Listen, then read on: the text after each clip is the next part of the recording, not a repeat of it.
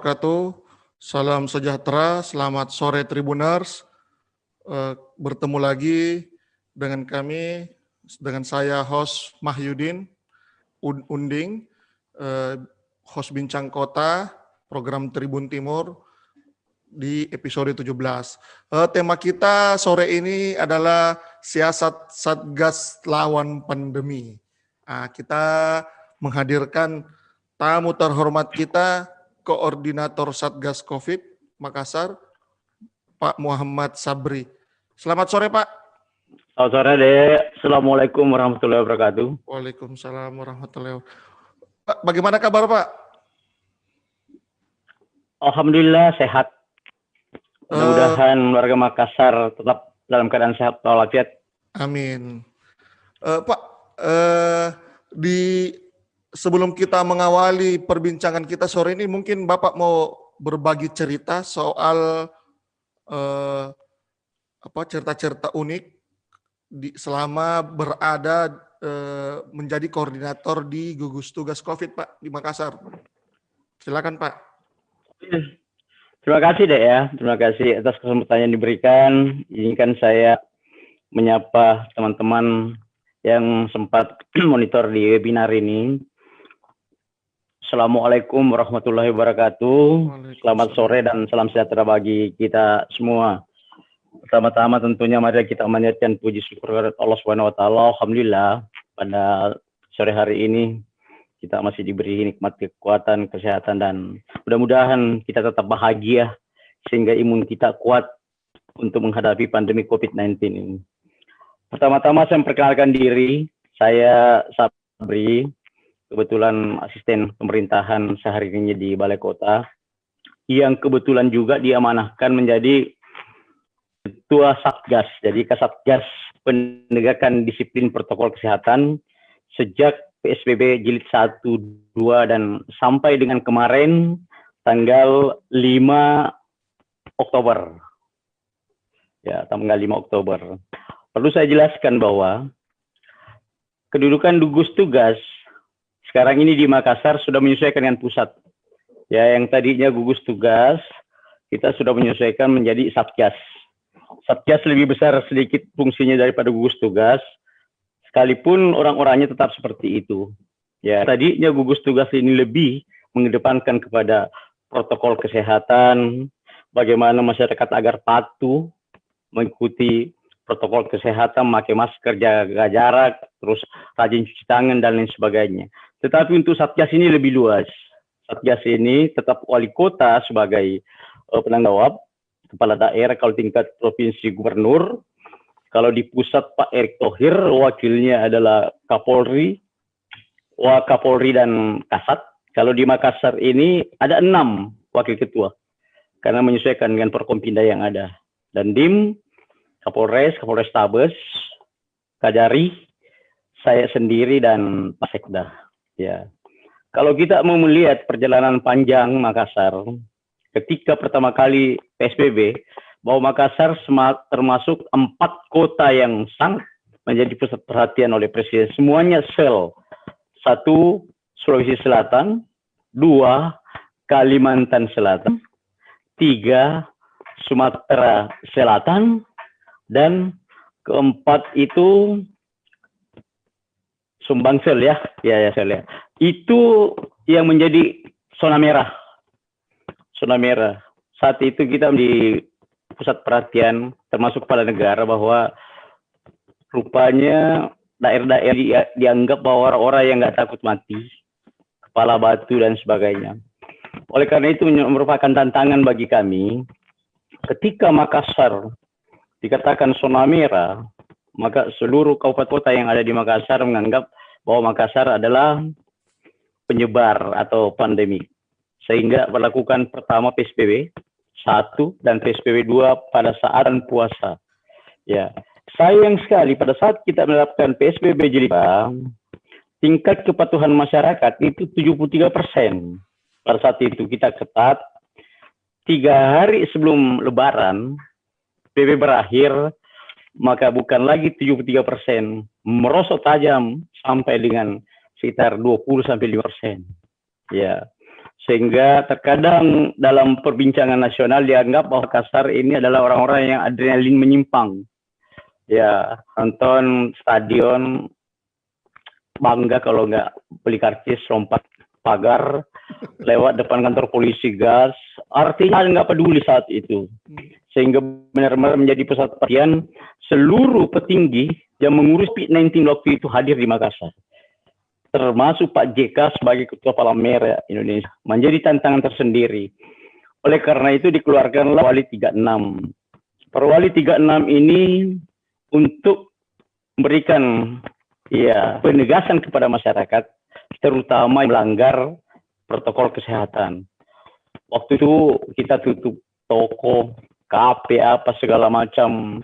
Ya, kalau kita lihat ada insiden biasa dengan Polda apa segala macam sampai ribut, ya itu bahagian dari sebuah dinamika. Perwali 36 saja tidak cukup. Orang Makassar nggak seperti itu. Ya ditangkapi nggak pakai lem, biasa ada, apalagi cuma pakai masker. Kita tetapkan lagi perwali yang lebih keras, lebih ketat sedikit. Ya namanya perwali nggak bisa memberikan denda sebenarnya. Ya hanya sanksi administrasi, karena itu Perda yang bisa. Kita coba. Maka Perwali 51 lahir. Sudah ada denda yang berupa uang, berupa kerja sosial. Kalau nggak punya uang, kerja sosial ya suruhnya punya apu. Ya, rupanya ketika kita mengikuti terus masyarakat mengawasi dengan menurunkan personil kurang lebih 1.000 dengan 4 operasi, 1 operasi tafal batas yang biasa. Terkadang juga saya di bahwa kenapa mesti harus ini tidak efektif, tapi kita tetap jalan, di mana orang yang masuk keluar Makassar itu diperiksa memakai suket. Yang kedua, operasi wilayah kecamatan yang berputar-putar, itu mobil patroli kesana kemari. Dan yang ketiga ada operasi tindak yang poskonya dulu dibawa flyover. Dan yang keempat ini yaitu edukasi. Ya, itu kita gabung dengan TNI Polri. Itu pun pada perjalanannya sampai dengan bulan Mei dan Juni, Makassar mesti tetap zona merah. Maka kita tidak akan kehabisan akal pendekatan-pendekatan yang kita lakukan kepada rekan-rekan kita, terutama ya adik kita yang remaja, termasuk juga orang tua, ulama, semua stakeholder yang kita libatkan. Ya, ternyata Makassar punya ciri tersendiri. Kita mendekati mereka dengan humanis, dengan apa, ya tidak perlu keras-keras. Polisinya pun kalau ditahan, ya kita dengan senyum-senyum suruh push up atau apa. Ini merubah sikap dan perilaku. Sehingga ditambah dengan program Bapak Gubernur yang wisata COVID, yang daerah-daerah itu datang ke hotel, isolasi, apa segala macam, ditambah dengan tracing dan swab, akhirnya Makassar sekarang ini meninggalkan zona merah dan masuk zona oranye. Mudah-mudahan kita mampu mengendalikan terus ke zona hijau, sehingga apa yang dikatakan new normal kita bisa masuki. Tetapi ini tidak boleh membuat kita euforia, karena kita lihat negara-negara Eropa yang kena dengan serangan bukan main, luar biasa. Akhirnya kita tetap melaksanakan, ada namanya tambahan lagi Perwali 53. Perwali 53 ini membuka keran-keran ekonomi, sudah bisa resepsi, sudah bisa bertemu, sudah bisa kumpul-kumpul, tetapi dengan protokol kesehatan yang ketat. Ya, ini tidak henti-hentinya kita himbau mereka, termasuk juga saya ucapkan terima kasih kepada Tribun Timur yang sering bantu kami dalam mensosialisasikan ini. Termasuk juga kritik-kritikannya. Akhirnya apa yang kita rasakan sampai dengan hari ini, alhamdulillah Makassar positif hari ini hanya 34. Ya, justru yang daerah lain yang kita khawatirkan, jangan sampai Makassar masuk zona hijau, terus kabupaten kota yang lain yang ada di sekitar Makassar itu yang akan menjadi zona merah. Saya kira untuk sementara demikian penjelasan saya secara teknis, nanti kalau ada yang mau tanya silakan. Pak, kita sudah membahas tentang perubahan nama gugus tugas menjadi satgas. Apakah ini apa perbedaannya Pak ini gugus tugas dan satgas ini, apa ada perubahan struktur kah atau ada perubahan kerja? Ya, kalau tadinya gugus tugas, ini gugus tugas Siti ini lebih mengedepankan kepada protokol kesehatan. Jadi PSBB 1, PSBB 2 waktu di Makassar itu oleh gugus tugas. Ya, gugus tugas ini benar-benar kita lebih menekankan kepada kesehatan. Ya. Satgas ini sekarang ini sudah seimbang seiring. Artinya kesehatan penting, ekonomi juga penting. Maka mulailah dibuka keran-keran. Satgas ini jauh lebih besar karena di dalamnya satu ada bidang pemulihan ekonomi, ada bidang perubahan perilaku, ada bidang disiplin protokol kesehatan, ada bidang sosial, dan ada bidang satu ya lagi relawan. Seperti itu. Dulu nggak ada. Dulu benar-benar protokol kesehatan. Ya, ini yang membedakan. Ini yang membedakan Satgas. Begitupun juga di tingkat pusat. Wakapolri ketua, wakil ketua, dan Angkatan Darat Kasat wakil ketua. Turun ke sini TNI dalam hal Kodim, sehingga mereka bergerak atas nama Satgas dalam melaksanakan protokol kesehatan maupun dengan pemulihan ekonomi nasional. Dengan bila mengacu pada perwali yang sudah ada, apakah Satgas nanti ini Pak bisa tetap mengacu pada perwali yang ada atau dibuat lagi perwali baru dalam hal penindakan maupun pemberian sanksi? Oke, saya kebetulan ikut di dalam menggodok perwali. Kita sudah antisipasi. Jadi ketika perwali 36 itu benar-benar belum ada, ya belum terlalu banyak menyinggung masalah pemulihan ekonomi nasional, di perwali 53 ini sudah menyesuaikan. Ya, perwali 53 ini sudah mengatur bagaimana tempat usaha, bagaimana kafe, bagaimana tempat-tempat olahraga, semuanya sudah diatur. Itu sebenarnya sudah mengadopsi, sehingga kita tidak untuk sementara waktu tidak perlu kita buat lagi perwali untuk Satgas COVID ini. Ini kalau kita melihat fenomena beberapa hari terakhir Pak, ini kan sebenarnya kondisi Makassar ini dengan kehadiran Satgas sebenarnya sudah berjalan ya, karena pemulihan ekonomi sudah jalan, protokol tetap diterapkan.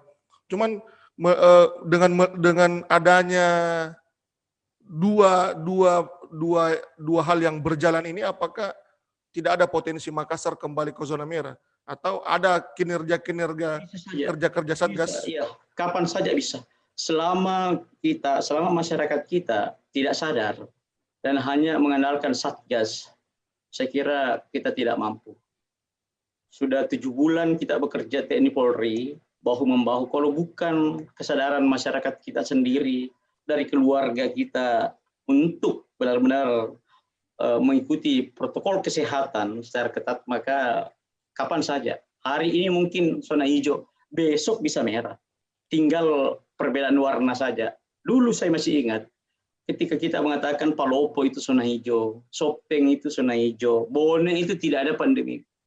Ternyata apa yang terjadi, bahkan viral kemarin, kita lihat di kampung saya, zona merah, sementara tempatnya yang dianggap bahwa tempat penyebaran COVID-19 di Makassar yang sudah mulai menurun. Ini yang harus kita antisipasi. Kenapa? Karena ini kan pergerakan manusia. Kalau dari Bone, dari Sopeng, dari Takalar masuk ke Makassar, yang kebetulan yang bersangkutan positif atau OTG atau apapun namanya, maka bisa saja kembali lagi merah. Ya, jadi kembali kepada kesadaran kita semua. Mudah-mudahan karena dalam waktu dekat sudah diuji vaksinnya, tetapi bukan itu vaksinnya yang akan menjadi apa. Selama kita jaga protokol kesehatan, saling menasihati, dan baik misalnya pemilik tempat usaha maupun yang datang sama-sama mengerti, insya Allah. Karena kalau hanya denda dan apa, saya kira tidak akan. Kalau bukan kesadaran warga masyarakat sendiri. Pak, saya masih membahas kerja-kerja Satgas. Apakah penindakan yang sudah berjalan sekarang, contohnya di titik Anjungan Pantai Losari itu ada setiap hari itu mungkin itu ada penindakan di sana terhadap pengendara maupun digalakkan razia-razia warung maupun perhotelan setiap pekan, mungkin sekali sepekan.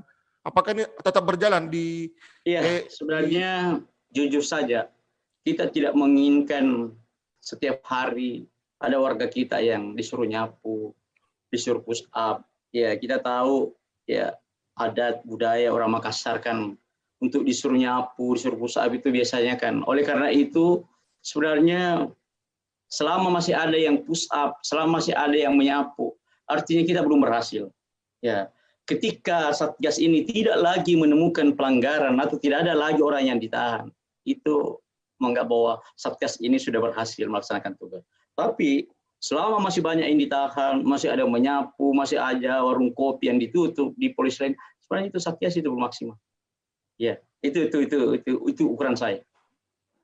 Pak, kalau mengenai target Satgas dalam hal pemulihan ekonomi itu sendiri, itu bagaimana, Pak? Maksudnya apa-apa? Saya tidak akan berbicara banyak deh masalah itu, ya karena saya tidak berada pada posisi itu. Tetapi saya yakin dan percaya bahwa ketika kita mengedepankan kemarin tentang kesehatan, kita mengabaikan ekonomi, maka sama-sama bahaya. Orang lapar bisa marah, ya. Bahkan mungkin akan menjadi sebuah kerusuhan sosial karena kalau lapar sudah tidak waras berpikir.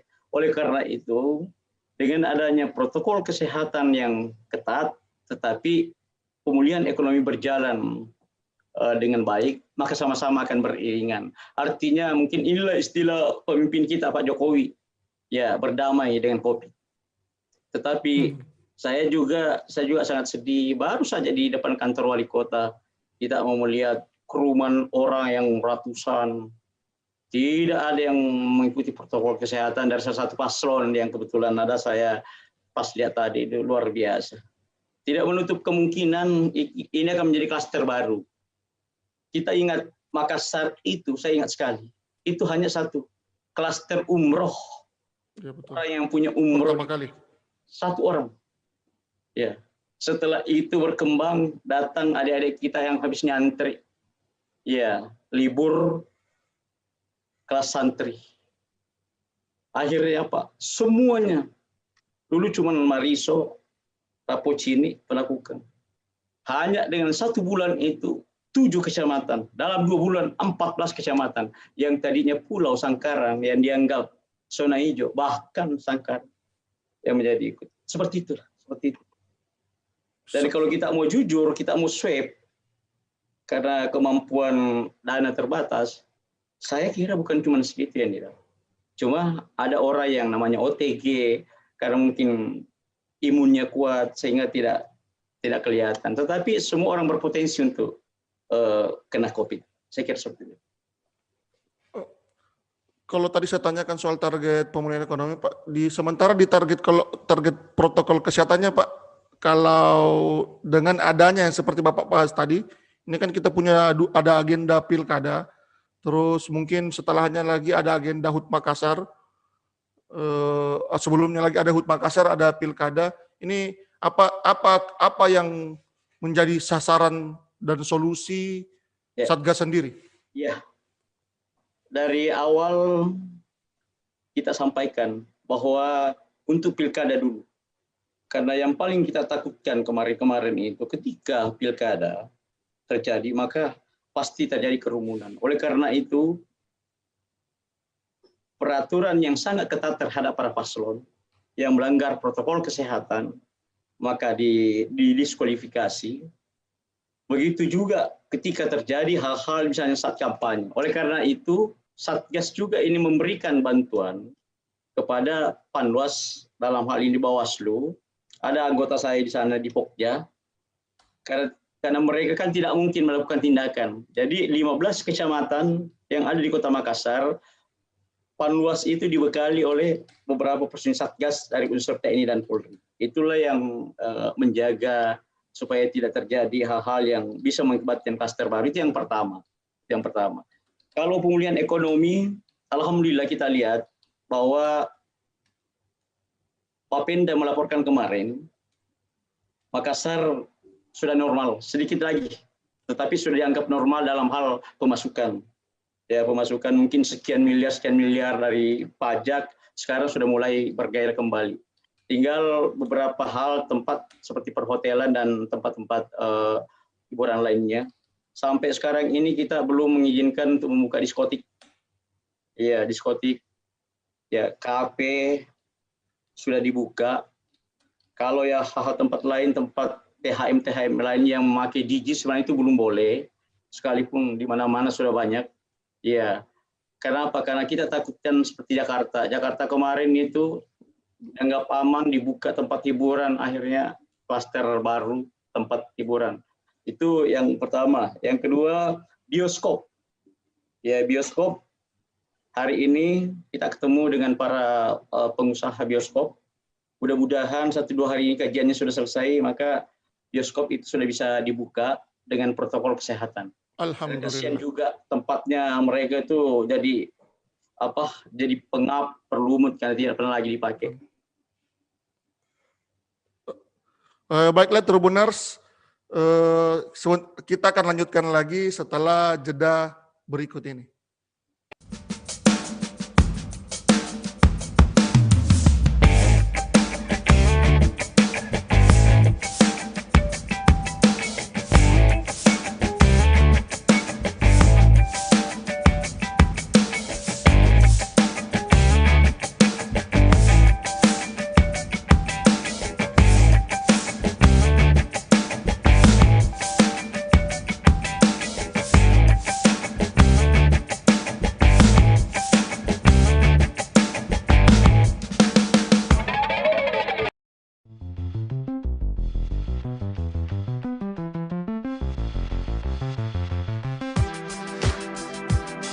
Jalan-jalan ke pantai, atau menaiki puncak gunung, melihat dataran indah, dan membayangkan lukisan alam Tuhan yang menakjubkan akan tersaji dalam sebuah liputan menarik juga eksklusif.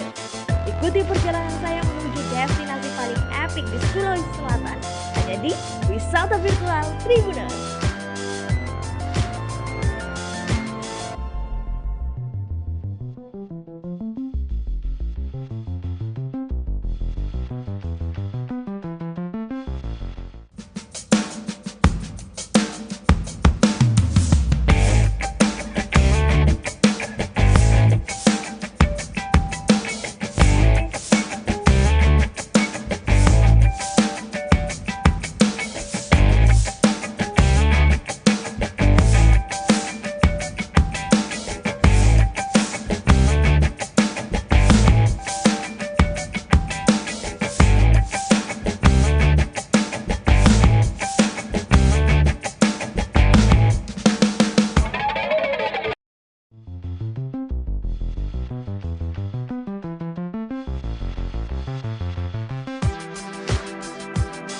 Jalan-jalan ke pantai, atau menaiki puncak gunung, melihat dataran indah, dan membayangkan lukisan alam Tuhan yang menakjubkan akan tersaji dalam sebuah liputan menarik juga eksklusif. Ikuti perjalanan saya menuju destinasi paling epik di Sulawesi Selatan, hanya di Wisata Virtual Tribuners.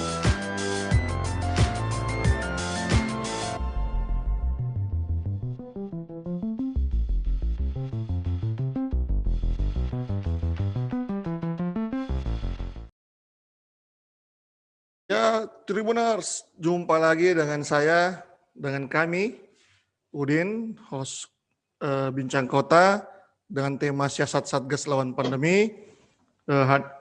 Hadir bersama kita, Koordinator Satgas Muhammad Sabri. Beliau tidak lain juga adalah Asisten 1 Pemkot Makassar. Pak, kita lanjutkan perbincangan tadi, Pak. Oke, Udin, silakan. Sekedar mengulangi saja, tadi ada kabar gembira dari Pak Sabri bahwasannya bioskop tidak lama lagi akan dibuka. Cuman ini masih dalam pembahasan, begitu ya Pak? Ya. Pak, saya kembali dengan pertanyaan kerja-kerja Satgas COVID ini. Pak, bagaimana dengan pemerataan penanganan COVID di 15 kecamatan Makassar, melihat status setiap kecamatan ini berbeda-beda. Maksud saya tingkat kasusnya ada yang tinggi, bahkan ada yang nol. Silakan Pak. Ya, terima kasih, Dek. Dari 15 kecamatan yang ada di Makassar, ada 6 daerah epicentrum yang menjadi pokok perhatian kita. Ketika kita mau melihat, ternyata kecamatan ini memang adalah kecamatan yang punya wilayah yang luas dan jumlah penduduk yang banyak. Dan mereka ada di perbatasan. Yang pertama adalah Kecamatan Tamalate, Kecamatan Rapocini, Kecamatan Panakukang, Kecamatan Manggala, Kecamatan Tamalan Rea, dan Biringkanaya. Ini adalah 6 kecamatan zona merah yang merupakan daerah epicentrum. Oleh karena itu penanganan pertama kita lakukan, mulai dari tracing, swab, rapid dulu, kecamatan itu yang kita gempur duluan. Alhamdulillah, setelah kita melakukan beberapa kali, tadinya zona kecamatan, sekarang kita turun ke RW, ya per RW. Jadi Pak Lurah mendata beserta Babinsa dengan Babin Kamtibmas, kecamatan, dan Ramil Kapolsek mendata mana daerah yang paling epicentrum di wilayah kecamatan tersebut.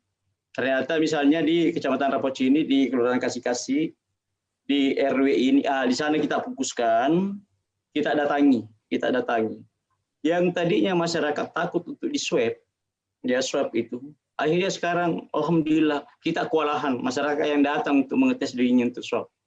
Ada berita hoax yang dulu bahwa rapid, swab, apa segala macam itu akal-akalan pemerintah. Bahkan pernah kita alami pada bulan Maret, awal-awal Maret dan April, masyarakat di mana-mana menolak rapid, menolak ini. Tetapi dengan kerja keras tanpa henti, kita memberikan edukasi, termasuk media, termasuk Tribun. Akhirnya masyarakat sekarang kita kewalahan. Di tiap-tiap puskesmas itu, tiap hari ratusan orang yang datang untuk di-swab. Ya. Mudah-mudahan masyarakat kita semakin sadar tentang ini, sehingga 6 kecamatan epicentrum itu mulai masuk di zona orange, ada yang mendekati kuning, dan mulai melandai. Sehingga Makassar sudah dianggap untuk sementara mampu mengendalikan ya COVID ini sama dengan Surabaya. Ya, Bapak Presiden juga memberikan apresiasi kepada pemerintah Provinsi Sulawesi Selatan dan Jawa Timur atas penanganan COVID. Ya, atas penanganan yang dianggap kita dulu itu adalah daerah yang ya keras kepala. Istilah Bapak Menteri Dalam Negeri, ini daerah saya tahu betul kepalanya sekeras batu. Ya, ini penanya. Alhamdulillah sekarang kita sudah bisa dijadikan contoh untuk sementara. Mudah-mudahan kita mampu menekan terus ya pandemi ini sehingga nanti lama-lama menjadi zona hijau. Vaksinnya sudah datang dan kita terbebas, tidak lagi memakai masker. Karena sampai sekarang kita tidak tahu sampai kapan kita harus memakai masker. Iya betul Pak. Pak, boleh Anda kita pegang data Pak, maksudnya data per kecamatan? Ada. Oh, ya bisa Pak dibeberkan sama Tribuners yang ada, yang penonton iya, kita. Coba saya kasih ya.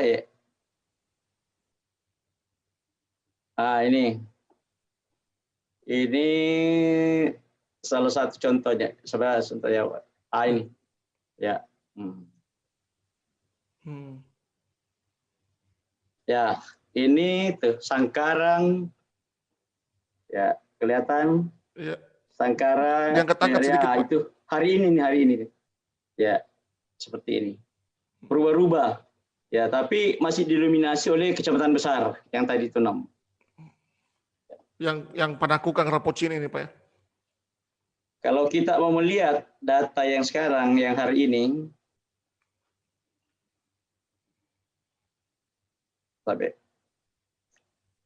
maka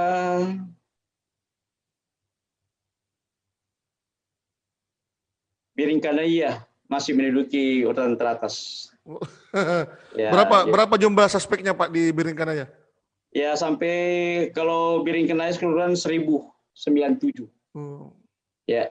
Menyusul kecamatan? Talo 510, Juntana 137, Wajo 209, Bontoala 251, Ujung Pandan 232, sedikit penduduknya lebih padat. Pergerakannya itu kasus terkonfirmasi Pak? Pantai Losari, Itu kasus Makassar 451, Mariso 339 daerah urban, Mamajang 380, Tamalate 944. itu Ya. terkonfirmasi positif, Pak. Ya. Semuanya. Dan ini Rapocini yang ranking 1 sekarang, 1143.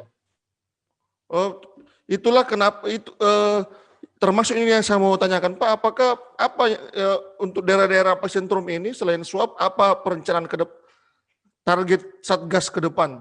Iya, jadi Satgas ini kan terbagi 5 bidang. Ya, yang pertama tadi pemulihan ekonomi, yang kedua penegakan disiplin, yang ketiga perubahan perilaku. Ini perubahan perilaku. Ini agak berat memang tugasnya di perubahan perilaku ini karena bukan hanya Satgas, ya semua stakeholder, orang tua, terus para ulama, pendeta, semuanya lah. Ini masuk di kan ini perubahan perilaku. Bagaimana merubah perilaku orang yang tadinya ya tidak mematuhi protokol kesehatan harus tentara, polisi, ya ini. Terus yang ketiga setelah perubahan perilaku, yang keempat adalah penegakan disiplin protokol kesehatan. Ya, kelima ini ada tim relawan dan edukasi. Ya, semuanya ini akan berjalan simultan, terutama yang daerah-daerah yang epicentrum. Ya, tanpa kita harus mengabaikan daerah yang dianggap zona hijau. Kenapa? Makassar ini kan dekat, hanya jalan yang membatasi antara kecamatan dengan kecamatan.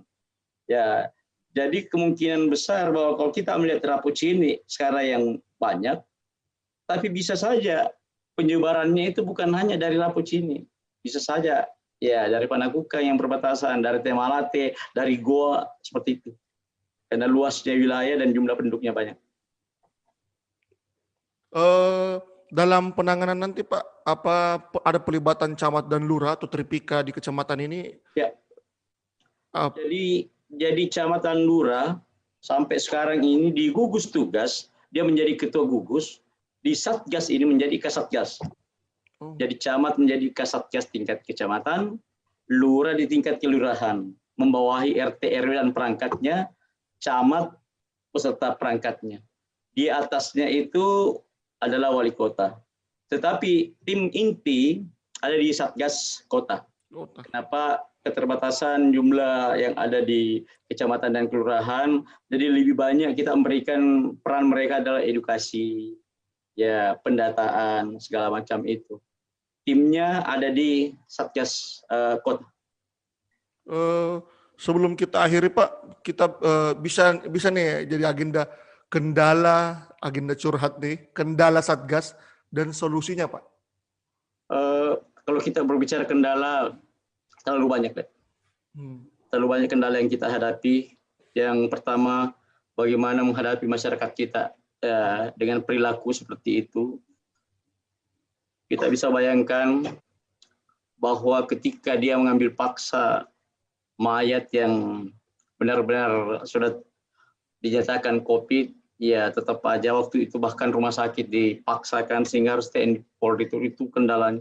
Yang kedua, ya dianggap bahwa hoax COVID itu tidak ada, itu mainan pemerintah. Ya, betul. Yang ketiga, menguras biaya yang terlalu besar. Ya. Yang keempat, pelayanan publik tidak maksimal. Yang kelima, banyak orang yang stres karena terlalu lama tinggal di rumah. Ya, anak-anak kita yang daring itu ya sudah bosan tinggal di rumah, bahkan sekarang main ke mall lebih bahaya lagi karena biayanya lebih tinggi lagi. Ya, itu kendala-kendala umum. Belum lagi yang spesifik yang kita alami, yang kita tahan ketika kita datang, tidak pernah ada sesuatu yang enak yang kita terima. Tapi itulah tugas dan tanggung jawab. Ya, artinya mudah-mudahan ya masyarakat kita lama-lama lebih sadar sehingga tidak perlu lagi pemerintah turun tangan, tidak perlu lagi Satgas menyampaikan bahwa pandemi COVID itu masih ada di sekitar kita. Ya, kapan saja datang. Bukan hanya di rumah kita, di rumah Tuhan saja. Di masjid, di gereja, di tempat ibadah yang lainnya. Tidak pernah kita membayangkan masjid itu harus berjarak 1 meter. Kalau sholat dulu bahkan rapat itu lebih bagus. Tapi karena ya seperti ini, dan masih banyak juga masjid yang tidak mengindahkan itu. Jadi ini tantangan. Belum lagi kemarin-kemarin waktu kita bulan puasa, sholat tarawih, bukan main. Tapi itu tantangan. Terus pesan saya bahwa marilah kita menjadi orang-orang yang pelopor kesehatan, terutama menghadapi pandemik ini, karena tidak mungkin semuanya akan diatur oleh pemerintah. Ya, mudah-mudahan dalam waktu dekat pandemi mampu kita kendalikan, vaksin datang, kehidupan normal atau new normal. Ya, kalaupun pandeminya tidak hilang, tapi kita bisa tetap beraktivitas bagaimana biasanya, sama seperti dulu kita menghadapi namanya kolera, sama seperti dulu ada namanya flu burung, sama seperti dulu adanya malaria. Begitu ada vaksinnya, kita bisa berjalan beriring. Saya kira seperti itu. Pak, minta bisa beri saran atau pesan kepada penonton Bincang Kota terkait, cuman mengingatkan terkait protokol kesehatan, Pak. Silakan, Pak. Oh ya, terima kasih pada rekan-rekan, saudara-saudara saya, adik-adik saya, dan para teman-teman saya atau orang tua kami yang sempat menyaksikan acara ini. Ya, mari kita bersama-sama menegakkan dan menjaga ya protokol kesehatan untuk diri kita masing-masing, keluarga, dan lingkungan kita. Tidak ada yang bisa menjaga kita kalau bukan diri kita sendiri. Ya. Kalau kita sayang orang tua kita, kita sayang anak kita sayang teman-teman kita, maka mari kita bersama-sama menghadapi pandemi COVID-19. Ya, pesan orang tua, jangan kau pernah takut berjalan menghadapi gelapnya kabut. Niscaya cahaya telah menanti. Insya Allah pandemi akan berakhir. Kita akan menjadi generasi emas, generasi yang kuat, karena kita pernah berhadapan dengan pandemi COVID-19 yang tidak pernah terjadi pada generasi-generasi sebelumnya. Terima kasih, Dek. Terima kasih banyak, Pak, atas waktunya untuk penonton Bincang Kota. Terima kasih banyak kepada penonton Bincang Kota yang telah setia menyimak sampai akhir. Sebelum kita tutup, kembali saya mengingatkan seperti yang disampaikan Pak Sabri tadi, COVID bisa ada di mana-mana dan belum berakhir. Tetap gunakan masker kemana-mana, jaga jarak, dan hindari kerumunan massal. Terima kasih. Wabillahi taufiq wal hidayah. Wassalamualaikum warahmatullahi wabarakatuh. Selamat sore.